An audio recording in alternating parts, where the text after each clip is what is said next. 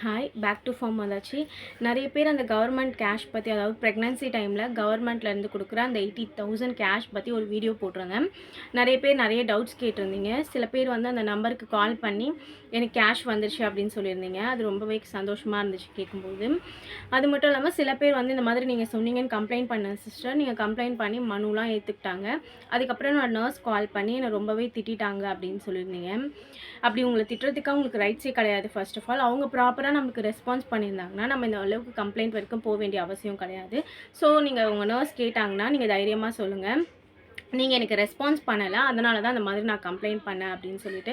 அதுக்கும் மேலே வந்து உங்களுக்கு அவங்க சிறு சிறுன்னு பேசுகிறாங்க, நீங்கள் செக்கப் போகும்போது வந்து சரியாக கவனிக்கல அப்படின்னும்போது, நீங்கள் அந்த டாக்டர் இருக்காங்களா, அந்த ஹாஸ்பிட்டலில் செக்கப் போகிற டாக்டர் வந்து அவங்கக்கிட்ட வந்து இந்த நர்ஸ் மேலே நீங்கள் கம்ப்ளைண்ட் ரைஸ் பண்ணலாம். அப்படி இல்லைன்னா உங்களுக்கு வந்து அவங்க எதுவுமே ரெஸ்பான்ஸ் பண்ணலை, டாக்டரும் வந்து அதை சீரியஸாக எடுத்துக்கலன்னா நீங்கள் 1100 கால் பண்ணி உங்கள் நர்ஸ் மேலே நீங்கள் கம்ப்ளைண்ட் பண்ணலாம். ஸோ நம்ம வந்து நம்மளோட உரிமையை தான் நம்ம கேட்குறோம். கவர்மெண்ட்லேருந்து நம்மளுக்கு ஒரு ஸ்கீம் கொடுத்துருக்காங்க, அதுக்கான கேஷ் வரலை, அதை தான் நம்ம கேட்குறோமே தவிர மற்றபடி நம்ம வந்து அவங்க வீட்டு கேஷ் ஒன்றும் கேட்கல. ஸோ நீங்கள் தைரியமாக வந்து அவங்கக்கிட்ட நீங்கள் பேசலாம். ஒரு சிஸ்டர் வந்து எனக்கு பர்சனலாக மெசேஜ் பண்ணியிருந்தாங்க. ஆக்சுவலி அதை பார்க்கும்போது எனக்கு சிரிப்பாக தான் இருந்துச்சு. என்னென்னா அவங்க வந்து இப்போ தான் ப்ரெக்னென்ட் ஆகிருக்காங்க, கன்ஃபார்ம் பண்ணியிருக்காங்க. ஹாஸ்பிட்டலில் போய் அந்த அட்டைலாம் போட்டுட்டாங்க.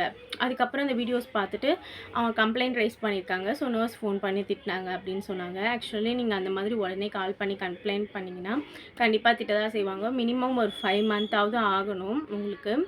அதுக்கப்புறம் தான் நீங்கள் வந்து கேஷ் வரலனாலும் கிட் வரலனாலும் நீங்கள் கம்ப்ளைண்ட் பண்ணணும். உடனே நீங்கள் இப்போ தான் ப்ரெக்னென்ட் ஆகிட்டு நீங்கள் கம்ப்ளைண்ட் பண்ணிங்கன்னா கண்டிப்பாக அவங்க திட்ட தான் செய்வாங்க. ஸோ அந்த மாதிரி பண்ணாதீங்க, கொஞ்சம் வெயிட் பண்ணி அதுக்கப்புறமா கம்ப்ளைண்ட் பண்ணுங்கள்.